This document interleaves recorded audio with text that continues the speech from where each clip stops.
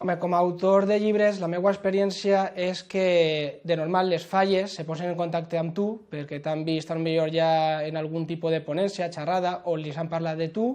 contacten, te proposen la temàtica que va tindre el llibret o a lo millor és temàtica lliure, pot ser també,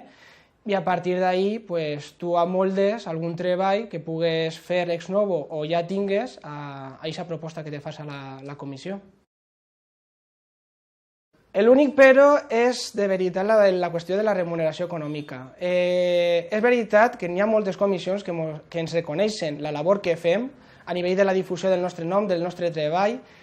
però se li dediquen moltes hores a aquests articles, a la redacció d'aquests articles,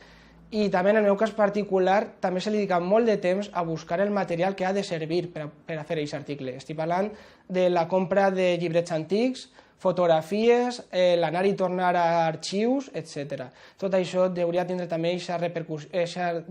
remuneració econòmica per tal de que se consideri ja la investigació fallera com alguna tasca seriosa.